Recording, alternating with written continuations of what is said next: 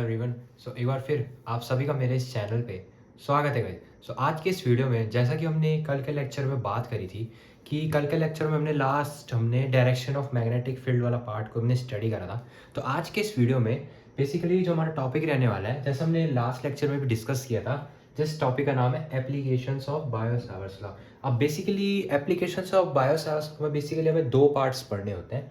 पहला क्या है कि at the centre of circular current carrying loop, इसको करेंगे हम आज की इस वीडियो में। और जो दूसरा वाला है इसका at the axis of current carrying loop, इसको पढ़ेंगे हम आने वाले नेक्स्ट लेक्चर में। क्यों? क्योंकि हम इसलिए नहीं पढ़ा रहे हैं इसको ताकि लेक्चर ये लंबा ना हो जाए ज़्यादा, ठीक है। इसको हम जल्दी से जल्दी इस लेक्चर को हम एंड करने की कोशिश करेंगे, ठीक है, ताकि वीडियो लंबी ना हो।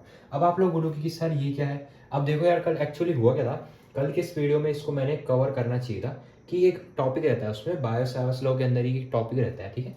तो उस टॉपिक का नाम है vector form of Biot Savart's law, जो कि मैंने कल मेरे दिमाग से हट गया था, ठीक है। ये मेरे को क्या बोलते हैं, मैं इसे कवर नहीं कर पाया। तो आज की इस वीडियो में हम इसको भी कवर करेंगे। अब देखो, बायो-सावर्ट्स लॉ वेक्टर फॉर्म में हम एक ऐसे लिखते हैं। देखो, इतना तो आप सबको पता है ना कि जो डीवी का जो फॉर्मूला होता है अकॉर्डिंग टू बायो-सावर्ट्स लॉ, जो हमारे पास जो फॉर्मूला निकल के आता है कुछ इस तरीके से आता है।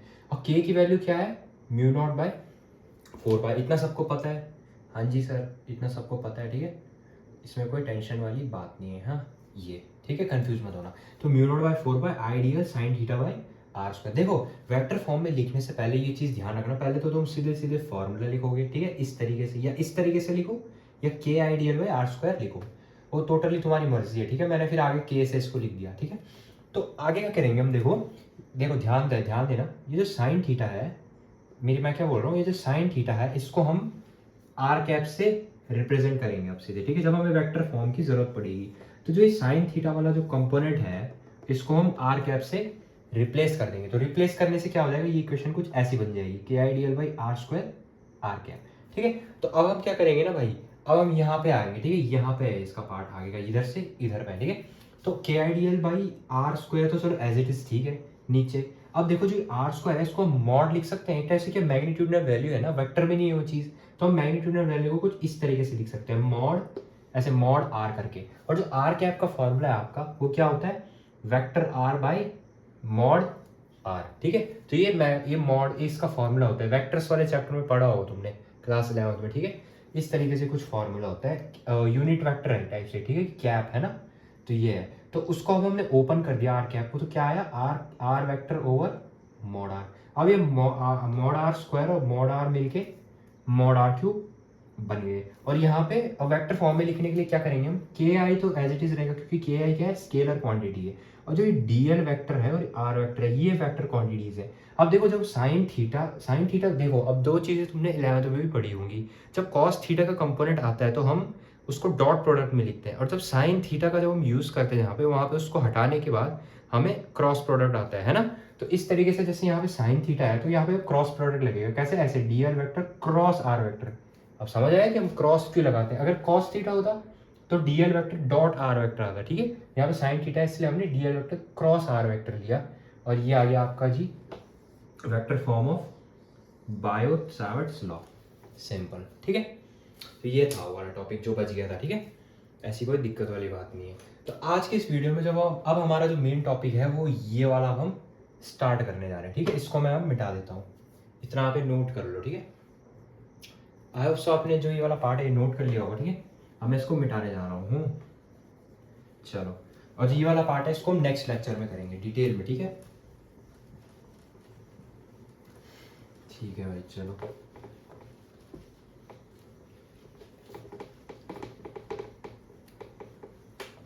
इसको मिटा दूँ, चलो इसको भी मिटाते हैं, ठीक है। अब अपने टॉपिक को स्टार्ट करते हैं, ठीक है।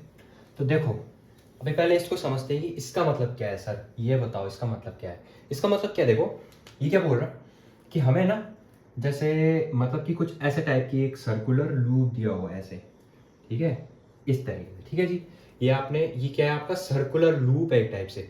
लेकिन इसने क्या बोला, at the centre of circular. अब इस सर्कुलर लूप तो है, लेकिन इसमें करंट भी फ्लो हो रहा है, तो उसको क्या बोलेंगे हम, ऐसे तरीके से, इस तरीके से इसमें पूरा करंट फ्लो हो रहा है, ठीक है।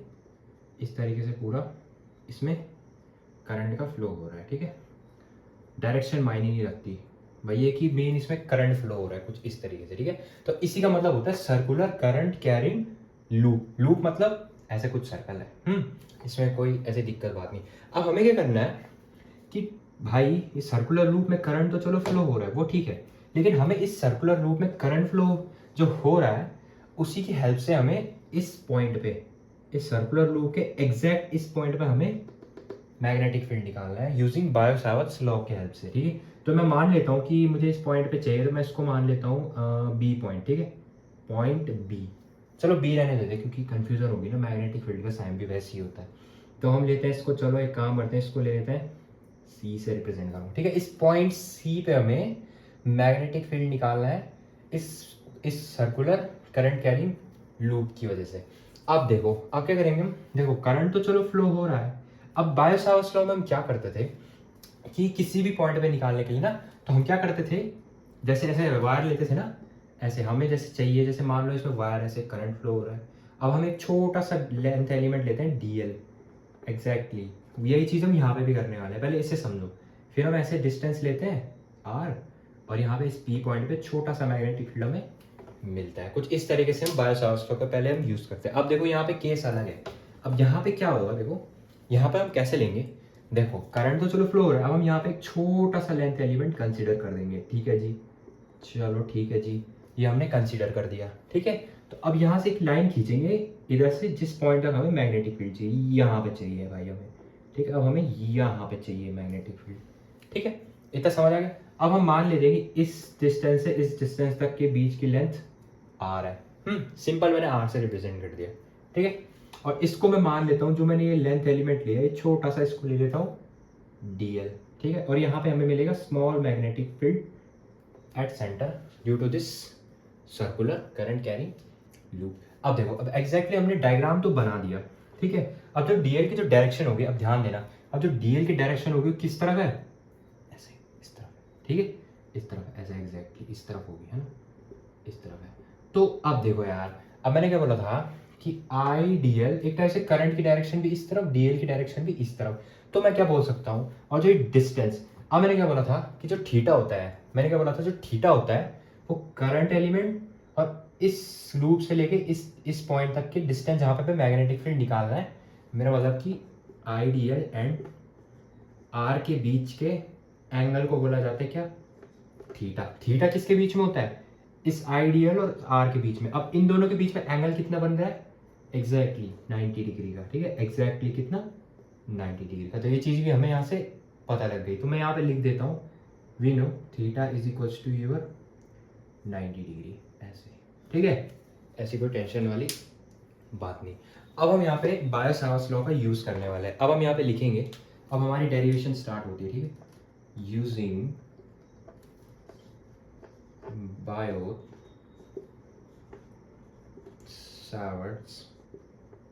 लॉ, ठीक है। अब अकॉर्डिंग टू बायो-सावर्ट्स लॉ जो हमारे पास जो वो आता है, फॉर्मूला निकल के आता है। अब हमें तो पॉइंट सी के लिए चाहिए, तो मैं यहाँ पे से पॉइंट सी के कंसिडर कर दूंगा। तो फार्मूला क्या आता है, के I D L over are square sine theta.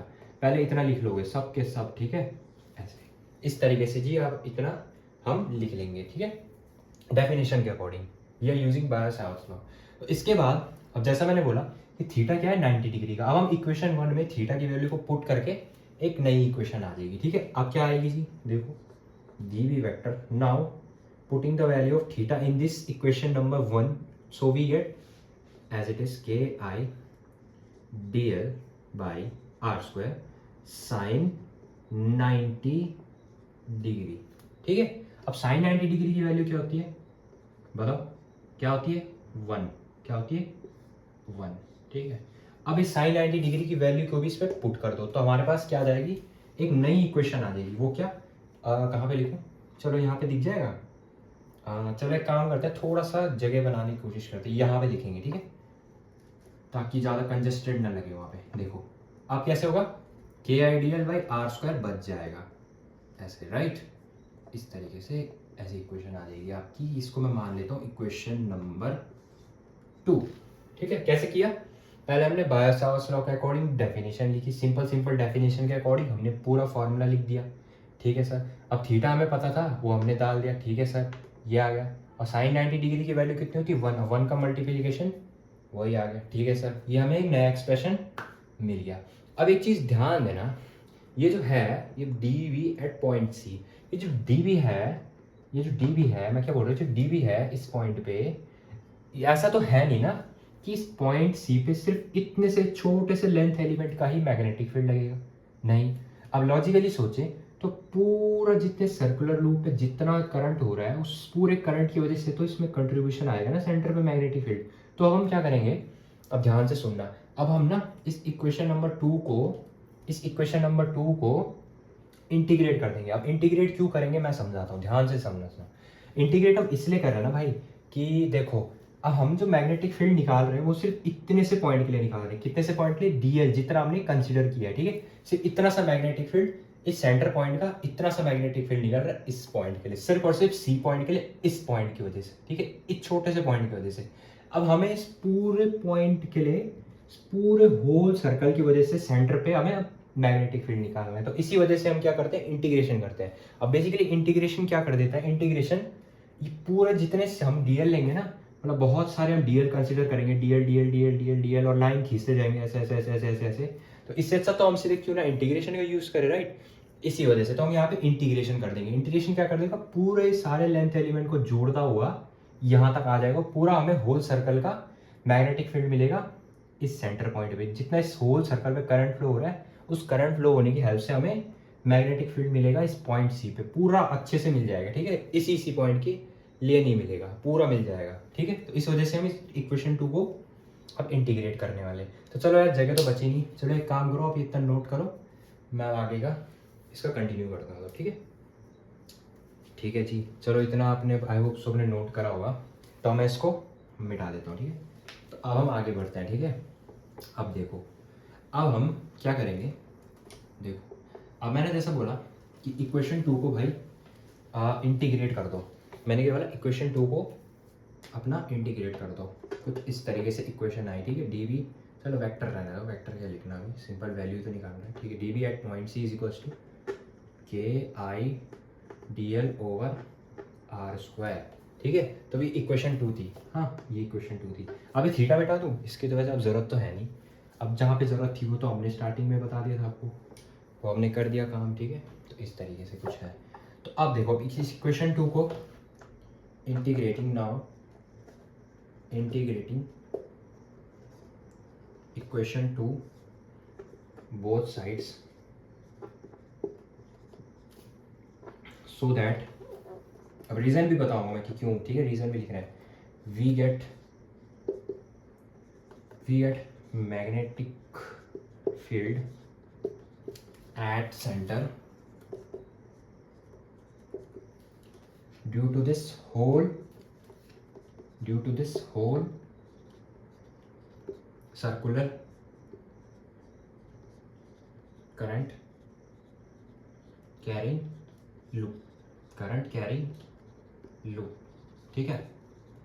तो मैंने जो अभी जो बताई बात, वही चीज़ मैंने यहाँ पे लिखी कि हम इंटीग्रेशन क्यों करेंगे, इसलिए करेंगे कि ताकि हमको मैग्नेटिक फील्ड मिल जाए सेंटर पे पूरे सर्कल की वजह से। सिर्फ इसी पॉइंट के लिए हम नहीं कंसीडर कर सकते, हमें पूरा सर्कल के लिए निकालना होगा, तब जाके वो एग्जैक्ट माना जाएगा कि कितना मैग्नेटिक फील्ड लग रहा है इस सेंटर पे पूरे रिंग की वजह से, ठीक है। ये बात है भाई, ठीक है। अब चलो भाई आगे बढ़ते हैं इसको, ठीक है। अब करते हैं इसको आगे सॉल्व, ठीक है। इतना अभी नोट करो, मैं मिटा रहा हूँ फटाफट। चलो भाई ठीक है, मिटा देते हैं इसको। चलो अब देखो यार, अब मैंने क्या बोला था, इक्वेशन 2 को इंटीग्रेट कर दो सर, ये लो। अब लिमिट लगा के, ठीक है, लिमिट भी ध्यान देना, लिमिट कैसे लेंगे। ये तो चलो ठीक है, ये तो 0 से b तक इसकी लिमिट तो ठीक है, इसमें ध्यान देना इसकी लिमिट कैसे लेंगे। 0 से 2 पाई आर तक। अब आप बोलोगे कि 2 पाई आर कहाँ से आया। अब यार एक बात बताओ, सर्कल का सर्कमफ्रेंस क्या होता है सर, 2 पाई आर। तो यार एक बात बताओ, अब हमें ना पूरा इस सर्कल के लिए चाहिए, ऐसे घूम के हम यहाँ पे आएंगे, तो एग्जैक्टली वही चीज़ हो रही है। तो हमें क्या मिलेगा, एक ऐसे उसका सर्कमफ्रेंस लेना पड़ेगा ना, उसके सर्कमफ्रेंस के हिसाब से हमें पूरा सर्कल का सर्कमफ्रेंस लगा के हमें इस पॉइंट पे मैग्नेटिक फील्ड मिलेगा। तो उस हिसाब से हमें पूरा सर्कमफ्रेंस का वो लेना पड़ेगा, ठीक है, सर्कल का सर्कमफेरेंस लेना पड़ेगा, जिससे हमें इस पूरे सर्कल का मैग्नेटिक फील्ड मिलेगा इस पॉइंट के सेंटर पॉइंट पे, ठीक। तो इस वजह से हम लिमिट ले रहे हैं 0 से 2πr। मान लो मतलब कि 0 है, अब घूम फिर के ऐसे हमें यहाँ पे आ रहा है 2πr हो जाएगा ऐसे, ठीक है ना। कोई कंफ्यूज मत होना इस चीज़ में, सिंपल चीज़ है। अब क्या होगा, अब ये B as it is, B at point C, ठीक। अब यहाँ पे ध्यान दो, अब k I by are square तो कांस्टेंट है, ये बाहर निकल गए, ठीक है, ये बाहर निकल गए। अब इंटीग्रेशन जो होगा वो डी एल का होगा, सिर्फ और सिर्फ 0 से 2πr का, ठीक। तो ये क्या बच जाएगा, यहाँ से एल आ जाएगा, ठीक है, के आई बाई आर स्क्वायर, ठीक है, के I by are square into L over 0 से 2πr, लाइक दिस, ठीक है ना। तो अब क्या होगा, एक बार 2πr आएगा नीचे और फिर एक 0 आएगा, सही है।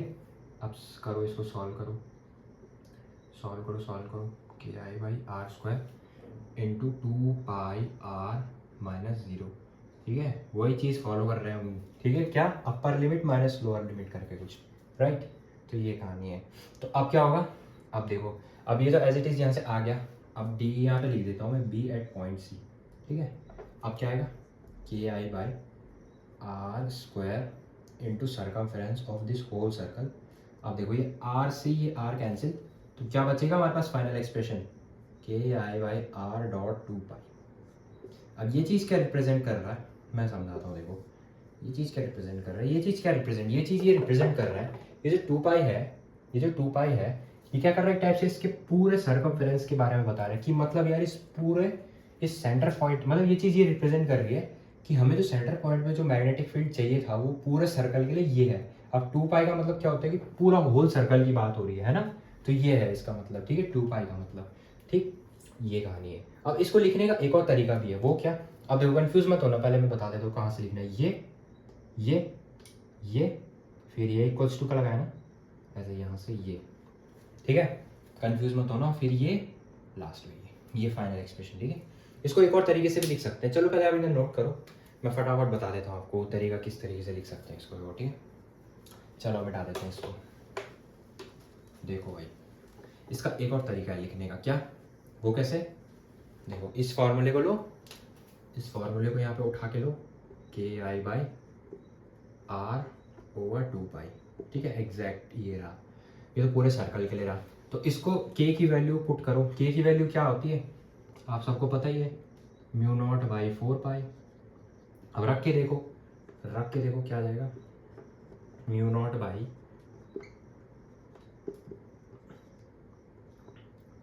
ठीक है, mu naught I by 4πr times 2π। अब 4π से 2π ये कैंसिल, यहाँ 2 आ जाएगा, तो क्या बचेगा, म्यू नॉट आई टाइम्स ओवर 2r, ठीक है। तो देखो फॉर्मूला चाहे तुम ऐसे लिख के आओ या ऐसे लिख के आओ, उससे फ़र्क नहीं पड़ता, दोनों ही सही है एक टाइप से, मतलब फ़र्क बस इतना है कि के की वैल्यू रख के ये आ रहा है और बिना के की वैल्यू रख के ऐसे आ रहा है, ठीक है। तो ये कहानी है। अब ना ये चीज़ तो चलो ठीक है, ये चीज़ समझ आ गई सबको। अब इसमें कुछ स्पेशल केसेस होते हैं, वो क्या, कि देखो मैं बताता हूँ, चलो पहले इतना आप नोट करो, मैं इसको मिटा रहा हूँ फटाफट, चलो मिटाते हैं, ठीक है। अब देखो इसके अंदर अगर हम कुछ स्पेशल केसेस की बात करें, कैसे, देखो पहले मैं इसको मिटा देता हूँ पूरा, फिर से समझाता हूँ अच्छे से क्या। अब देखो हमारे पास ना, इसमें पहले मैं फॉर्मूला साइड में लिख के रख देता हूँ, ठीक है, ऐसे के आई आर ओ टाइम्स 2π, ऐसे, ठीक है। ये जो फॉर्मूला निकल के आया, ये किसके लिए आया, पूरे होल सर्कल की वजह से, सेंटर पॉइंट पे लगने वाला मैग्नेटिक फील्ड इस होल सर्कुलर लूप की वजह से, ठीक है। इतना तो सबको समझ आ ही रहा था, ठीक, ऐसे ऐसे थीटा था 90 डिग्री का, ऐसे तरीके से थीटा 90 बना, रीज़न ये था, ठीक है।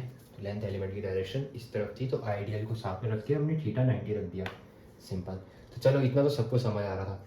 तो इसमें केसेस आते हैं, पहला केस ये आता है कि भाई फुल सर्कल के लिए, पहले तो बताओ कि फुल सर्कल के लिए सेंटर पॉइंट पे कितना मैग्नेटिक फील्ड है। चलो ये तो हमने निकाल दिया, ये तो सबको पता चल ही जाएगा कि जैसे जैसे डेरिवेशन के थ्रू भी हम इजीली कर लेंगे। लेकिन अब मैं आपसे पूछूं, सेकंड केस में आप पूछूं, पहला तो ये था, अब सेकंड केस में आपसे मैं पूछूं कि भाई मेरे को ऐसे टाइप के कुछ सर्कल के लिए बताओ।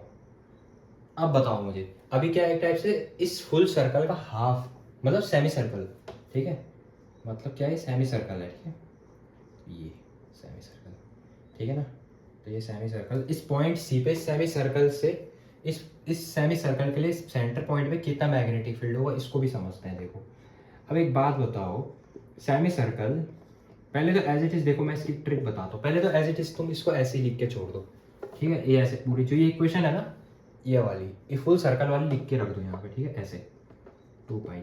अब एक बात बताओ, एक टाइप से जो ये सेमी सर्कल होता है, ये फुल सर्कल का क्या होता है, हाफ, क्या होता है, हाफ। तो हम सीधे इसके साथ हाफ का मल्टीप्लीकेशन कर देंगे ऐसे, तो हमारे पास आ जाएगा किसका, half semi circle, half circle है सेमी सर्कल का मैग्नेटिक फील्ड सेंटर पॉइंट पे, ठीक है। तो ये आता है कुछ इस तरीके से।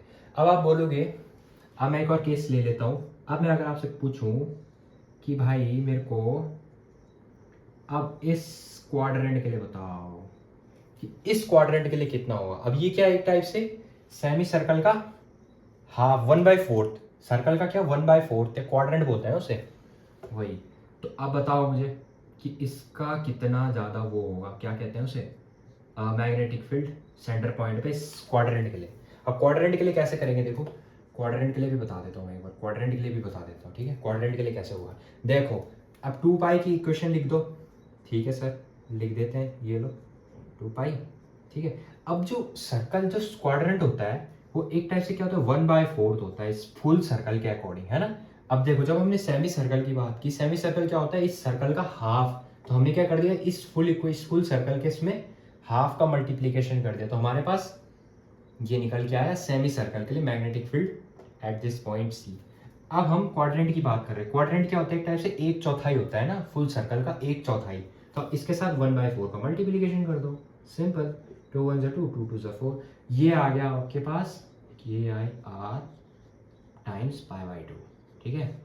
तो इस तरीके से हम निकाल सकते हैं बायो सावर्ट्स लॉ के यूज फॉर्मूले की हेल्प से इन 3 स्पेशल केसेस के लिए ये magnetic field at this point C, ठीक है। तो ये कहानी थी, ये स्पेशल केसेस बता रहा था। देखो यार अगर तुम्हें ये आ गया ना, ये फॉर्मूला अगर तुम्हें पता है बायो सावर्ट्स लॉ की सर्कुलर लूप के लिए क्या होता है, तुम इजीली कर लोगे इसको। बाकी जो मैंने ट्रिक बताई इसी तरीके से कर सकते हो। देखो एक बार हल्का फुल्का फिर से समझा देता हूँ फटाफट, ठीक है, ताकि फिर से समझ में आ जाए।